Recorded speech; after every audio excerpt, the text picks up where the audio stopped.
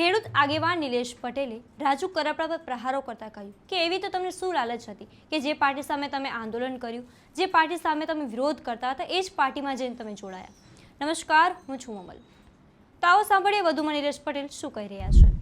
જય કિસાન મિત્રો, હમણાં સોશિયલ મીડિયામાં એક સમાચાર જોવા અને જાણવા મળ્યા કે રાજુભાઈ કરપડા ભારતીય જનતા પાર્ટીનો ખેસ પહેરી અને વિધિવત રીતે ભારતીય જનતા પાર્ટીમાં સામેલ થઈ ગયા.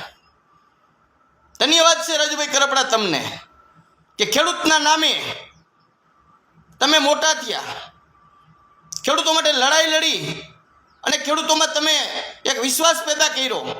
ખેડૂતોએ તમારી બધે ભરોસો વિશ્વાસ રાખ્યો અને ખેડૂતોએ તમને ખેડૂત નેતા તરીકે સ્વીકાર્યા. અને જેવું તમારું નામ મોટું થયું, બોટાદની અંદર તમે કડદાકાંડની અંદર આંદોલન ચલાવ્યું, તમારી સાથે 200-300 ખેડૂતો પણ જેલમાં આવ્યા અને જેલમાંથી જ્યારે તમે બહાર આવ્યા ત્યારે તમારું હૃદય અંતર પરિવર્તન થયું, હૃદય પરિવર્તન થયું રાતોરાત અને તમને ભારતીય જનતા પાર્ટીમાં જવાના સપના દેખાવા માંડ્યા હતા. એ બધા અમને ખેડૂતોને દેખાતું હતું, અમે જોતા હતા, જાણતા હતા, કારણ કે તમારી વાત અને વિનયમાં ફરક હતો. તમે ભારતીય જનતા પાર્ટીના વિરોધ કરવાને બદલે ગોપાલ ઇટાલિયાને ટાર્ગેટ કરવા માંડ્યા હતા. જેમાં કોઈ ગોપાલ ઇટાલિયાનો કોઈ જેલમાં તમને જેલમાં પુરાવામાં કે ગોપાલ ઇટાલિયે તો તમને જેલમાં પુરાવ્યા નહોતા, છતાં પણ તમે જેલમાંથી બહાર આવી જે કંઈ તમારે વાટાઘાટો થયો હોય, જે કંઈ તમારે સોદાબાજી થઈ હોય એ ભગવાન જાણે. પણ તમે રાજુભાઈ કરપડા જે ખેડૂતો માટે લાગણી હતી, ખેડૂતોને તમારા ઉપર જે લાગણી હતી અને ખેડૂતોને તમારીમાંથી જે વિશ્વાસ હતો તે વિશ્વાસઘાત ખેડૂતોનો કર્યો છે તમે રાજુભાઈ કરપડા. સોનું ગણીને હૈયે થઈ રહ્યા હતા તમને, તમે કથીર નીકળ્યા છો. સુરજ દાદાની વાત કરો ને, કાઠીનો દીકરો કદાચ મનોમન સુરજ દાદાનું નામ લઈને કઈ ગાંઠ વાળે તો આજીવનની ગાંઠ છોડે નહીં. અને તમે જાહેર જનતાની વસારે સુરજ દાદા ઉગમણાથી આથમણા ઉગે તો રાજુ કરપડા ભારતીય જનતા પાર્ટીમાં ન જાય. આ શબ્દો મારા નથી, આ શબ્દો તમારા છે. એવી રીતે તમને શું અપેક્ષા હતી, એવી રીતે તમને શું લાલચ હતી કે તમને ભારતીય જનતા પાર્ટીએ વાલી મીંડી લાગવા. અરે જેની સામે સંઘર્ષ કરતા હોય, જેની સામે લડાઈ કરતા હોય, જેને મન ફાવે એમ આપણે ભાષણ કરતા હતા, જેની સામે એના જ ખોરામાં જઈને બેહવાનું. રાજુભાઈ, હાર જીત જે થાવી થાય, વિજય યા વીરગતિ જે થવું હોય થાય, પણ લાલચમાં આવી અને સોમાન હણી અને ભરોસો ખેડૂતોનો તોડી અને તમે જે કાર્ય કર્યું છે એ ખૂબ દુઃખની લાગણી થાય છે. ખેડૂતના દીકરા તરીકે તમારી મધ્ય ખૂબ ભરોસો હતો, વિશ્વાસ હતો કે રાજુભાઈ કરપડા ખેડૂત નેતા છે, ખેડૂત આગેવાન છે, ખેડૂતની વાત દરેક વાત સરકારની સામે આક્રોશથી લડાઈ લડે છે. પણ રાજુભાઈ કરપડા તમે જેટલી આક્રોશથી લડાઈ લડતા હતા, અત્યારે તો એવું સાબિત થયું કે માત્ર ને માત્ર તમારી કોઈ પણ અપેક્ષા સંતોષવા માટે ખેડૂતને તમે ટાર્ગેટ કરી ખેડૂતના નામે રાજકારણ કર્યું હોય એવું દેખાય છે, ખેડૂતોના નામે તમે રોટલા શેકા હોય એવું દેખાય છે. અને આજે તમે વાત કરો છો કે સત્તામાં જઈ અને ખેડૂતોનું હું ભલું કરીશ, આવું જ અમારો હાર્દિક પટેલ કહેતો હતો, આવું જ અલ્પેશભાઈ ઠાકોર કહેતા હતા. હજી એક અમારા અલ્પેશભાઈ કથિરિયા પણ આવું કહીને ભારતીય જનતા પાર્ટીમાં હમણાં ઘરે ઘરે જઈને ભારતીય જનતા પાર્ટીનો પ્રસાર કરે છે.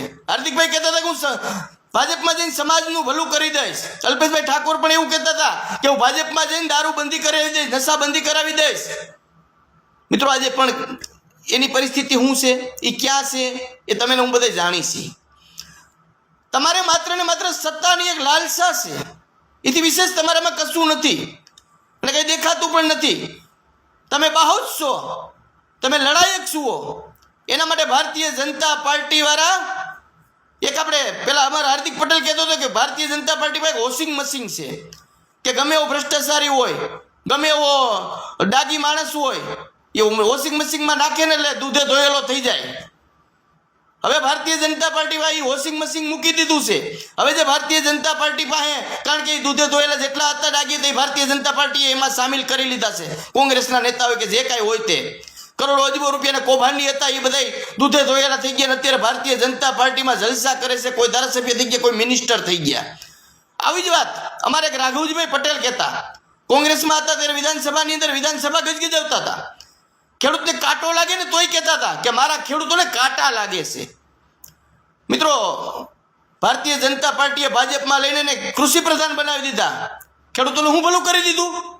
જો સત્તામાં જઈને ખેડૂતોનું ભલું થતું હોય તો અમે પણ સ્વીકારીએ કે સારી વાત છે, કે રાજુભાઈ કરપડા કાલે ભારતીય જનતા પાર્ટીમાં જાય છે તો આજે 450 ઘઉંના છે તો 700 રૂપિયા થઈ જાય, આજે 1400-1500 રૂપિયા 1700 રૂપિયા ખાતર સુપરના છે તો એ 1000 રૂપિયા થઈ જાય, ડીઝલના ભાવ 90 રૂપિયા છે તો 50 રૂપિયા ખેડૂતોને થઈ જાય. જે કાંઈ ખેડૂતોની જાવક બમણી થઈ છે એક એમાં પણ તમામ જગ્યાએ ખેડૂતોને સબસિડીની રાહત આપશે અને ખેડૂતોની જળસી જે ઢોલે ટીપાય છે કોઈ લેવા ધણી નથી એના પણ ભાવ ખૂબ ખેડૂતોના થઈ જાય. રાજુભાઈ કરપડા જવાથી, જો સરકારમાં જવાથી જો ખેડૂતોને ફાયદો થતો હોય તો ધન્યવાદ છે રાજુભાઈ કરપડા તમને, કે જો તમે સરકારમાં જઈને ખેડૂતોને ફાયદો કરાવશો.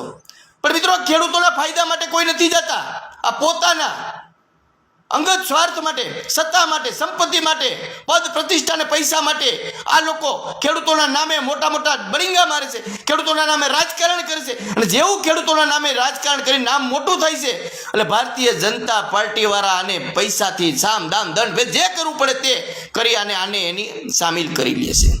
નિલેશ પટેલની વાતથી તમે કેટલા સહેમત છો? કોમેન્ટ કરીને એમને જરૂરથી જણાવજો. અત્યાર માટે બસ આટલું જ. ધન્યવાદ.